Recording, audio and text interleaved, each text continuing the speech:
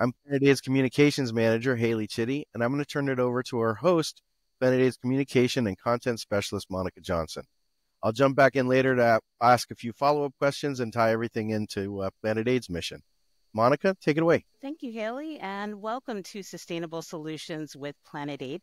I am Monica Johnson, and I'm going to be your guide for this journey as we take challenging situations and try to simplify them. So it's an opportunity for us to talk to incredible people and learn from them and different organizations that are at the forefront of developing and implementing sustainable solutions. So change is not only possible, but it's essential, and it begins with understanding. Today, we're going to be talking to Erica Lee, Sustainability Project Manager of Sewn Apart, and we're going to be talking about composting, but not in the way that you're normally familiar with composting. We're going to be talking about composting for textiles. So welcome, Erica. Welcome. How are you? I'm well. Thank you. Thank you for having me. Oh, we're very excited to have you on. One of the things that I was so excited about is because I was sent a video from a mutual friend or acquaintance, and she sent me a video about one of your experiments with composting textiles. And I was like, oh my gosh, this is so interesting, but we'll get into that a little bit later. Erica, again, you are the Sustainability Project Manager for your company. You're the founder of Sewn Apart. You actually individually partner with government agencies, academia, NGOs, and corporate organizations. But at your organization, you lead research projects on effective methodologies for composting textiles. And that aims to create the circular change or circular design solutions and reduce waste and pollution in the clothing industry. So that's a little bit about your company and you. Tell us a little bit about composting. I learned about composting during my master's program at the University of South Florida. And I learned about composting in the way that some cities and the USDA had used compost in land amendment projects. And I thought that was the coolest thing and so easy. And I wondered why we weren't, as a country, as a tool, why we weren't utilizing compost more. And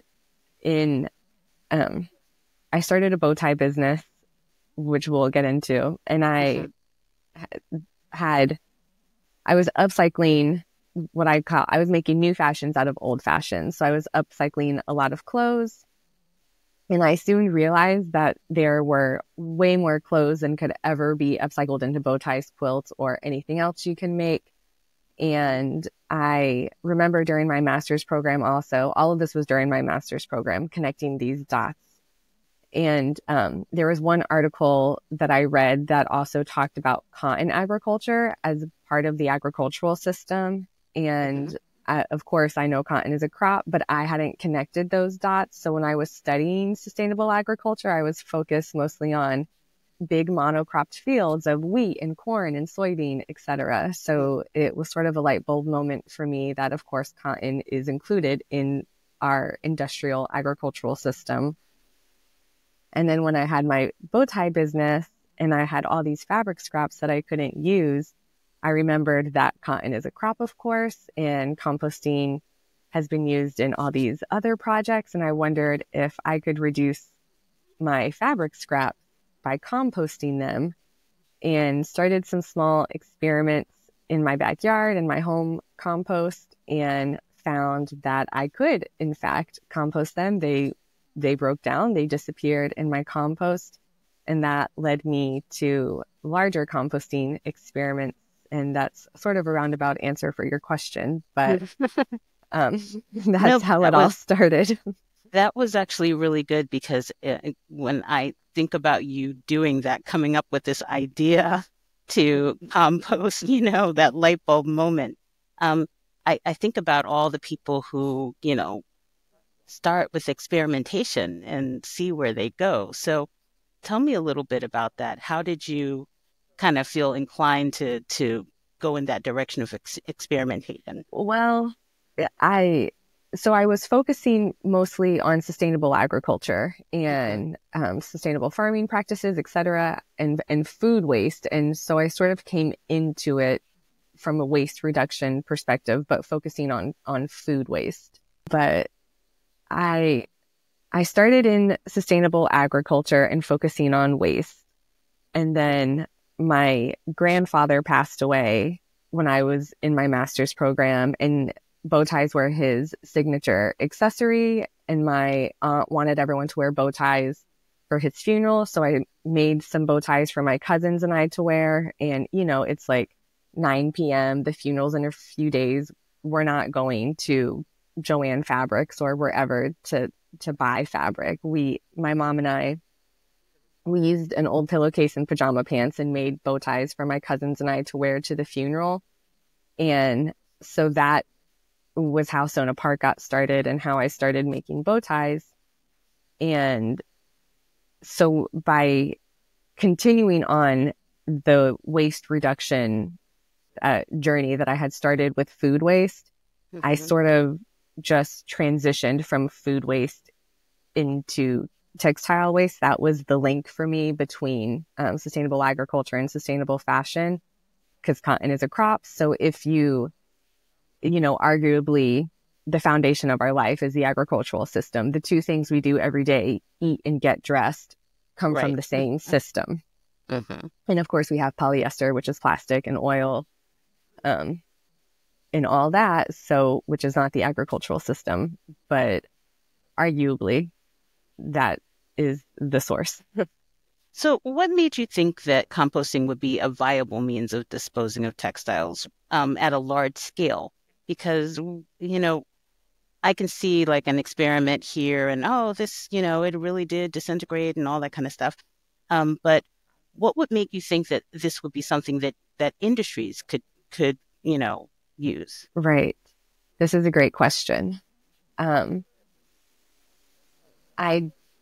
definitely didn't think about scaling it to an industry level or a government level, municipality level when I first started. It was just a way to reduce household waste and or my personal household waste from my sewing studio, and then maybe a small fashion designer. But the more that I was doing these experiments, I soon outgrew my backyard and then partnered with a community garden. And then I outgrew that and I went into a small farm and I outgrew that. And then I'm at a larger space now at Rosebud Continuum, where I had the most data from my research of composting textiles. Also, tell me a little bit about that, since you're going in that direction. Your partnership, and you have a partnership with Patel College of Global Sustainability at the University of South Florida, where you started the Textile Composting Project at Rosebud Continuum, the Sustainability Education Center. And tell us a little bit about that partnership. How have they helped you? So I got my master's from the Patel College. So I already had that relationship in place with the University of South Florida. And after I graduated, I stayed in touch with my advisors, and they had some students recently who were interested in sustainable fashion. And my old advisor said, oh, we have an alum who is working in that space. So they reached out to me and asked if I would mentor some of these students and help them with their thesis project or with different class projects throughout the semester. And so I had students who were interested in learning more about sustainable fashion or were interested in waste management. I had students come at it from different angles, which I think was the real beauty in the partnership. And they came out to Rosebud Continuum. They taught me things. I taught them things. We composted together and saw the data, saw the microbes and all the organisms that were living in the compost, documented the breakdown of the different fibers, cotton, linen, silk, wool. And it was a way to collaborate with students and really learn from each other.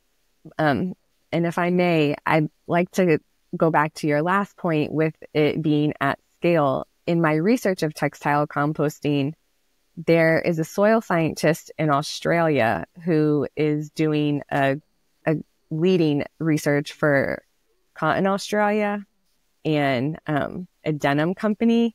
So they're composting denim pants in a field and then growing new cotton plants in that field with that soil, and then using that cotton to make new pants. So there are some other examples of textile composting being done at a scale much larger than I'm doing.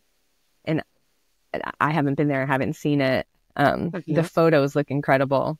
So there are other examples that show proof of concept, that show it can be done. And then when it comes to composting, I think it's an underutilized tool as a whole as a climate solution.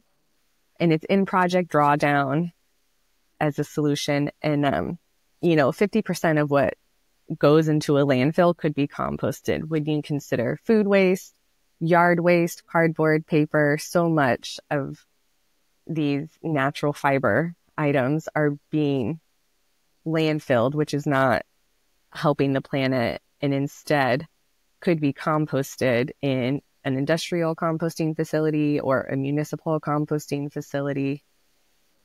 And I think that's where like the real sweet spot would be, is to divert that organic waste in all its forms from going to a landfill and be directed to an industrial or municipal composting facility instead.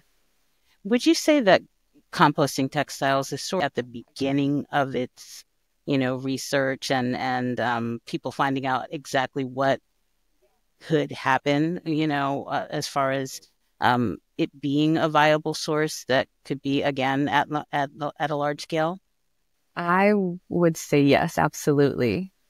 And only natural fiber clothes can be composted. So, cotton, linen, right, silk, wool, fur. There's a lot of barriers because you have to separate the natural fiber from the synthetic fiber.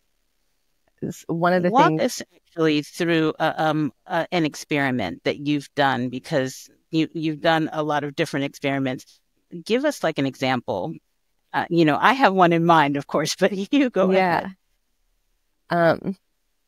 I think probably the most interesting experiment I've done is I threw a pair of my old Birkenstock sandals in my compost pile, and the cork has completely broken down. I've had these sandals for like 20 years or something. The rubber sole came detached from the cork footbed. The leather is, of course, the leather's been treated because they're shoes, but I've also worn them for 20 years. So, like some of that treatment has surely worn off in these 20 years is my theory. Right. And the cork footbed has totally broken down. The leather straps of the sandals has not broken down. And then there's the metal buckle, of course, but which won't break down. But the rubber sole won't break down. And the metal on the metal buckle on the shoe, if the leather breaks down, then I would just sift out the buckle later. I don't think it's necessary to like cut it off now because it's not harming the compost in any way. And I might even add a little bit of iron or, something to it from the rain and the rust and what have you. The leather hasn't really broken down yet. It hasn't really looked like it's starting to. Maybe it won't, but that's why it's an experiment. That's so interesting, because I would have thought that that was one of the first things that would be breaking down. So is it because it was treated that it and I know that you said that there was obviously, that was a long time ago, but do you think that might be some of the reason the chemicals are preserving it, maybe? And I am not a science person, so I'm just spitballing. Yes, no, same. I don't have a background in science. That would be my guess. And I think, I don't know, it might be easier to compost. I have composted an otter pelt, like the fur of an otter. that I found at an estate sale. Wow. And that completely composted very quickly. We don't really have a lot of fur here in Florida, so was hard to come across some of, or wool. So I don't have a large sample of composting these materials just because I don't have a lot of access to them where I am. Because the otter fur wasn't treated, I think it broke down very quickly versus the sandals that did have some treatment on them. That would be my guess, Right. but I'm not a manufacturer of any of those things. So what are we to learn from the composting activities and the composting research, I should say? My favorite thing about compost is that even while something is actively decaying, it still yields new growth.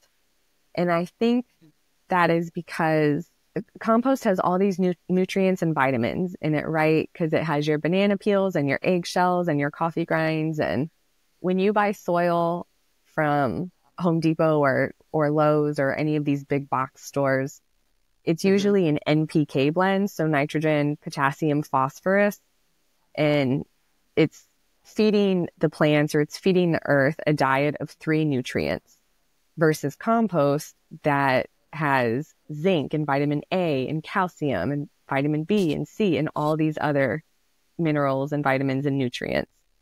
So it's like a multivitamin for the earth, or like a salve or a balm. So this is why it can heal damaged lands or be used as a land amendment application, because it has all of these nutrients in it to help restore that part, to help renourish land.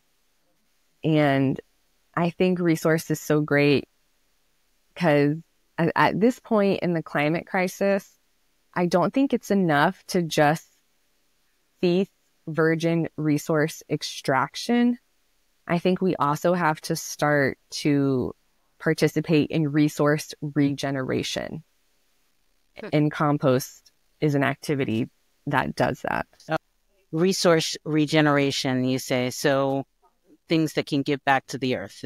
Well, that can give back, but also there was a study recently that we've degraded 1/3 of our topsoil in the U.S. because of industrial farming, with overtilling, excessive pesticide application, big monocropped fields.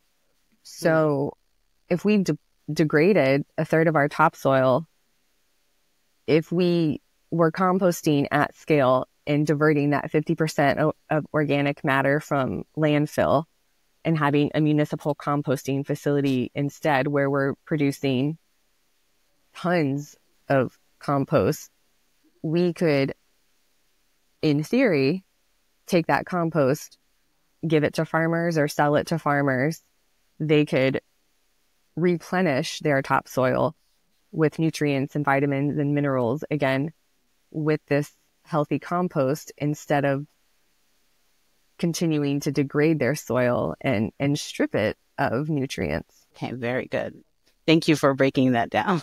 So tell me about the dangers that you foresee, because obviously in you taking on this, as far as the textile composting, you've done this because you feel that there is a danger. First of all, I know that you're kind of passionate about fast fashion and the way that things are created, the end of life of these things. What are the dangers that you're foreseeing, and give to the fact that you wanted to take in this textile composting? Sure. Do you mean the dangers with composting clothes, or? So the dangers in general, like the high level dangers of if we continue on this path of overconsumption, on this path of fast fashion and not being accountable, those kinds of things. So tell me, Okay.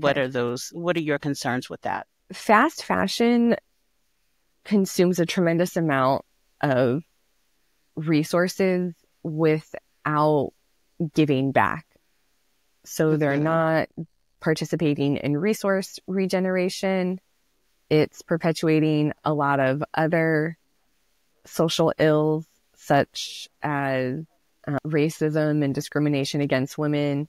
When you consider who's making our clothes, it's primarily women of color. It's primarily women, and primarily women of color.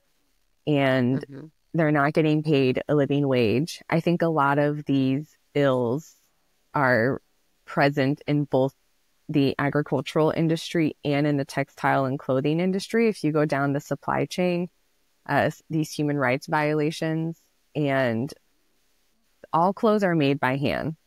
A machine is making them, a sewing machine, but there's a person sitting at the sewing machine bent over for 8-10 hours a day, getting paid sometimes more, 6 days a week, sometimes more, and getting paid like $1 a day, so that we can have a $5 t-shirt from Walmart, Forever 21, wherever. Like, it is mind-blowing to me that these companies can make a profit off of a $5 t-shirt, a $10 t-shirt, when the cotton was grown in China and then shipped to another factory to be spun into thread, and then shipped to another factory to be dyed, and then shipped to another factory to be cut and sewn, and then shipped to another factory to have buttons or zippers put on, and then shipped overseas. Like, how are you? That's a lot of cost. That's a lot of cost. And I'm getting it for $5, and you're making a profit on that. And the way that, it's capitalism. And the way that these companies are able to make a profit on something that is so inexpensive is someone somewhere down the line is paying for it. If the cost is not being passed on to the customers, then it's being passed on to the garment workers in the form of not getting paid a living wage. Or the environment takes a toll in the form of, on cotton farms, excessive pesticide use or fertilizer use to grow the cotton quicker, and that's damaging the land, so we can have a rapid turnover with cotton crops. Or the dyes used in our clothes. In Shein, they recently posted, I forget who posted it, but there was a study how there's lead and flame retardants in children's clothes from Shein. So, and we put that on our skin, on our body. Our skin is our biggest organism. So if you're wearing a $5 shirt that has potential toxic chemicals in it, that's not very healthy. Or in our underwear, our bra, we're putting it on it's scary to think about. And the fact that the clothing industry has almost no oversight because the supply chains are famously long. I think these are the dangers. Wow, that's good, because a lot of times we don't look at the long picture of how our clothing is made, who's making it, and what we're putting on our bodies. Again, like you said, and just thinking about, one of the things I loved about your experiment is that you lifted up a shirt that the frame was, I believe the frame was completely plastic, wasn't it? Yes. And yes. That was everything was off of that shirt. All the cotton or whatever it was. Yes. It had disintegrated, but that plastic was there. And so to me, that was so telling as to, you're not thinking you're wearing plastic, but you are really wearing plastic. And then once it's gone, that's why the circular economy is such a great thing to participate in, because you got to keep it moving so it's not, getting into our grounds and our soils and our water, those kinds of things. And that shirt has, the tag is still on it, and it says 80% cotton, 19% polyester, and 1% spandex. But well, it's the perfect shell of the shirt. You would think it would be 80% polyester, not 80% cotton. Yeah, that's amazing. it's an amazing thing. And where can people find some of your experiments? Because you do a fair bit of social media, so that people can see what it is that we're talking about. Where can they go to look at some of your experiments? They can go to LinkedIn. I've been posting more videos on LinkedIn. I also have some videos on TikTok. Those are probably the two main places for videos, but you can also go under Erica Lee. On Erica Lee on LinkedIn. It's Sewn Apart on TikTok. Okay, very good. I mean, because it's, I can talk about it, but it's so much more interesting when you see it for yourself, because you dug it up out of the ground and then you just had that frame, which was just amazing. Like, what in the world? Yeah. So where do you see your work in composting research with Sewn Apart going? And who do you hope to inspire with this? I would really like to consult with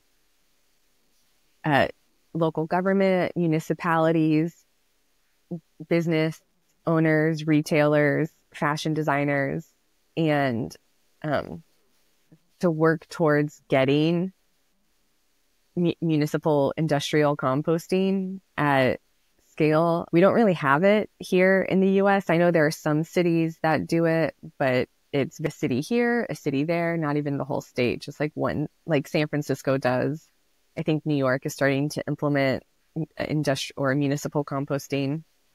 And I think all of the puzzle pieces are in place. They're just all operating in silos. So I think if we make some bridges between, okay, City of San Francisco, you have municipal composting already. Amazing.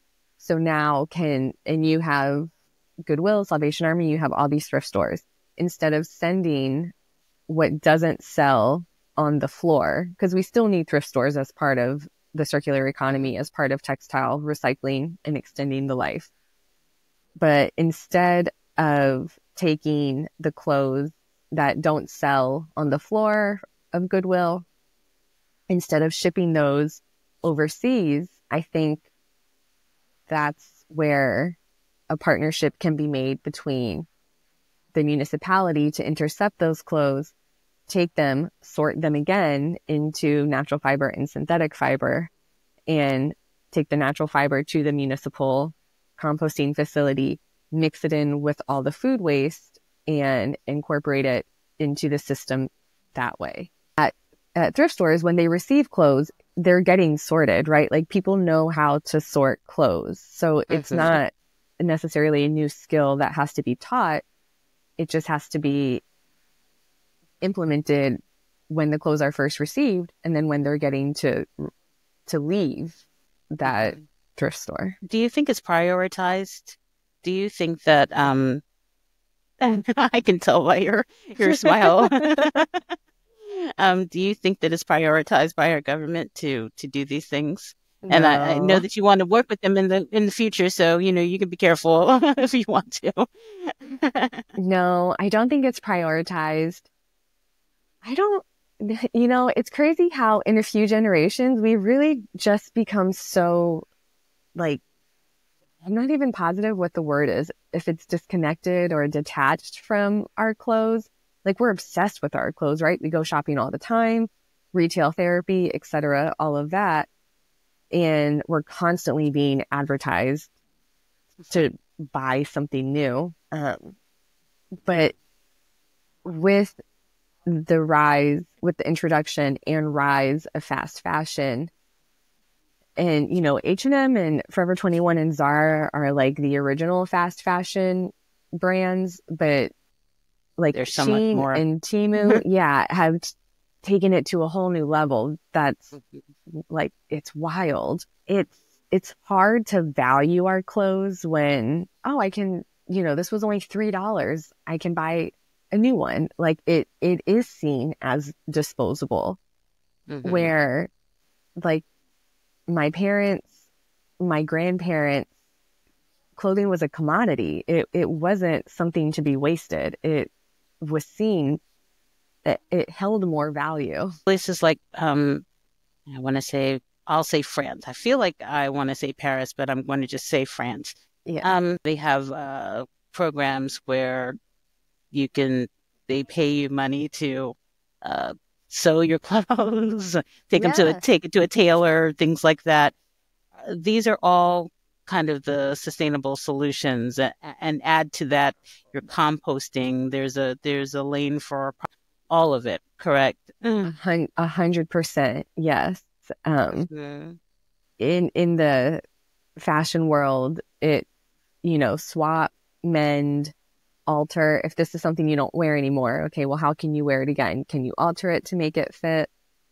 If it has a hole in it, can you mend the hole? Or if you have a pair of pants and you got a hole in the crotch from too much wear, can you patch it so then you can wear the pants again?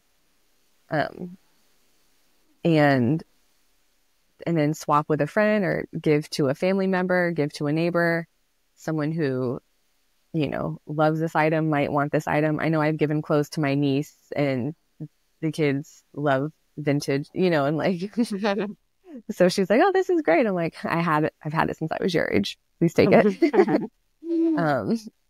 And instead of donating, where maybe it'll get bought in store, maybe it won't, maybe it'll be shipped overseas and it'll be in someone else's landfill. Maybe it'll be sent to the landfill before it gets shipped overseas.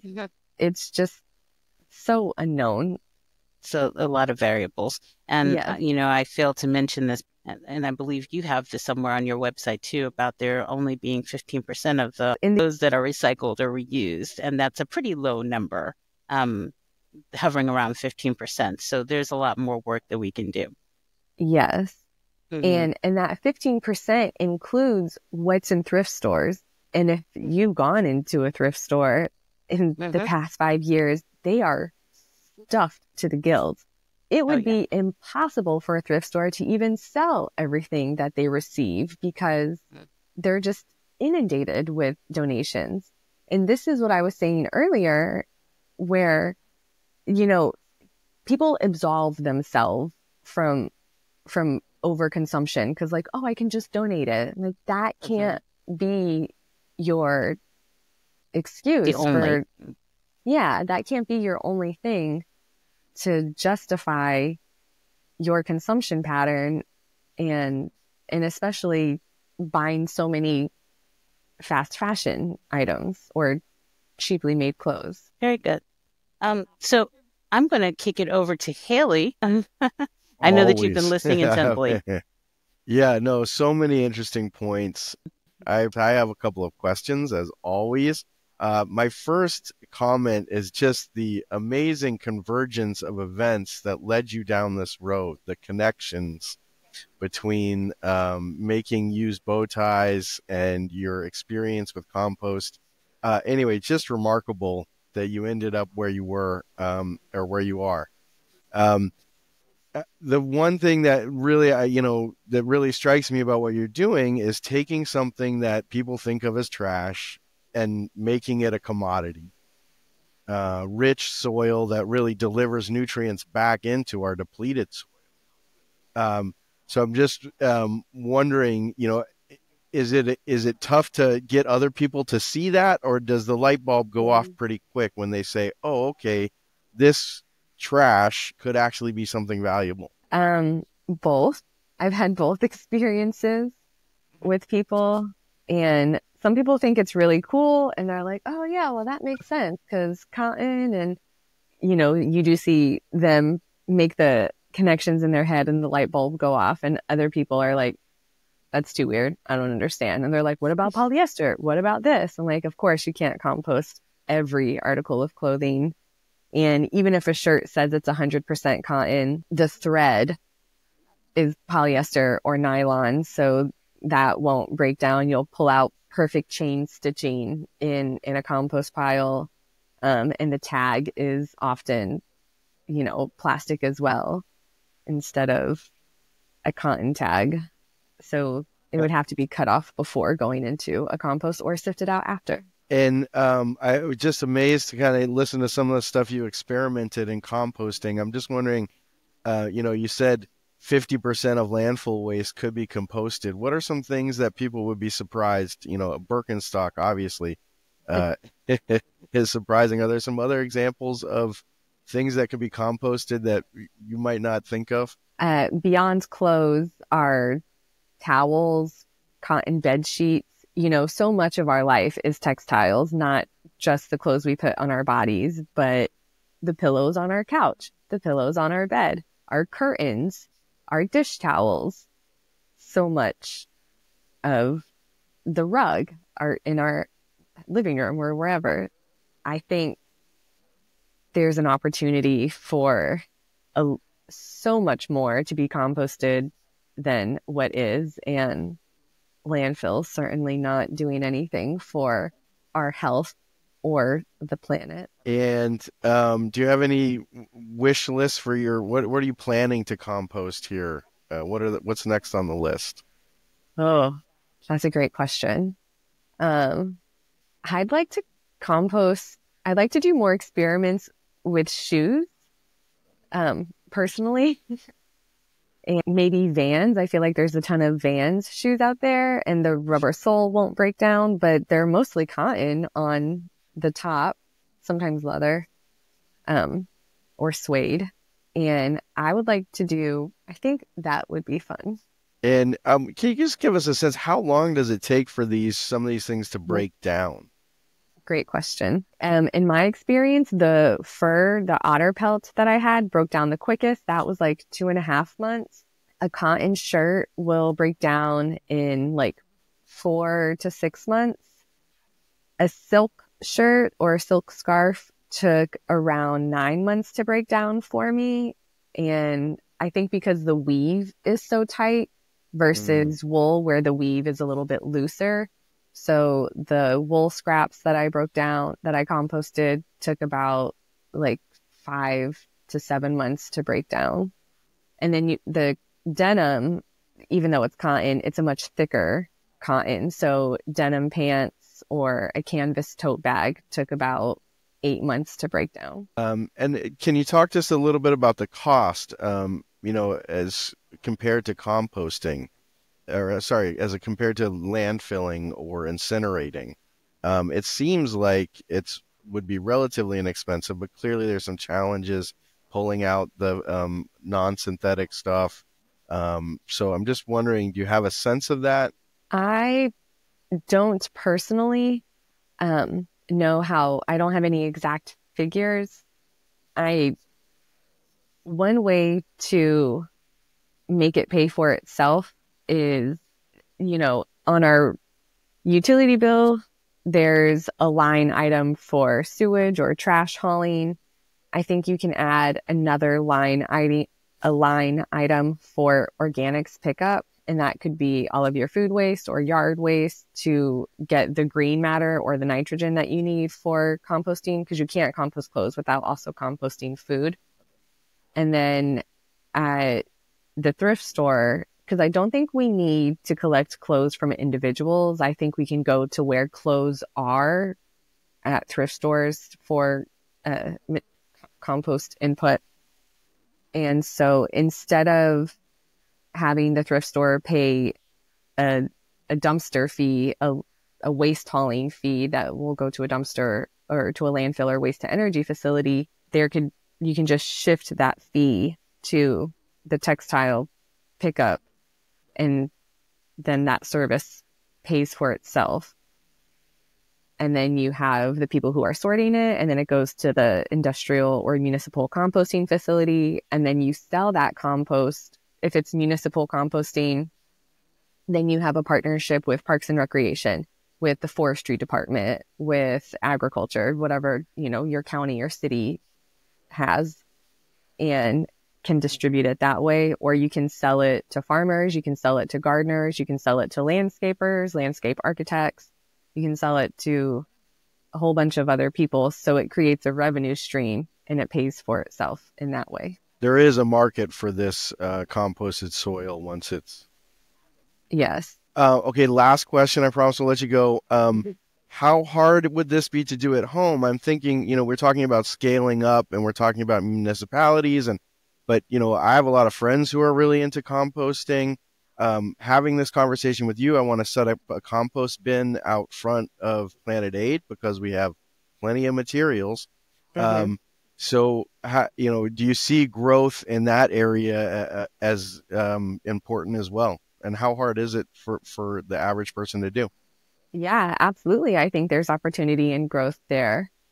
I don't think it's that hard to do, especially if you have any experience with composting. Like I said, you can't compost clothing without composting food waste. In a compost, you have the green matter and brown matter.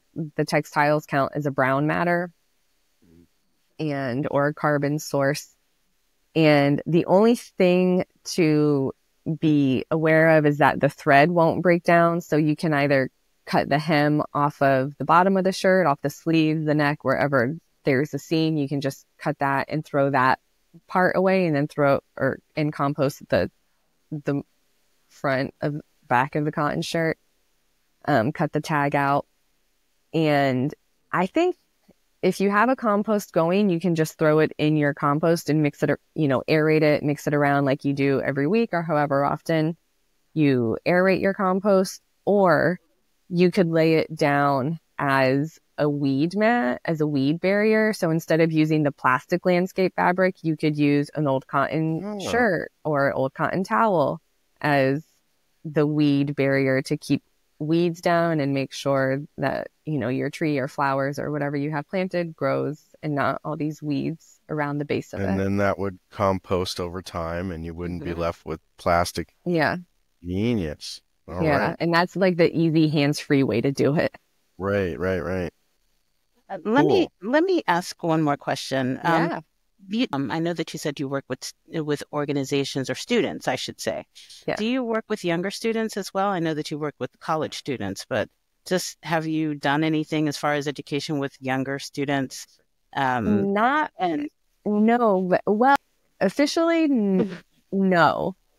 But I think it's an area that I am getting into. And then for my thesis project, when I was doing my master's, I did work with the United Nations Food and Agricultural Organization on a food security project, doing food security in school gardens. So I did work it was a K through 8 school.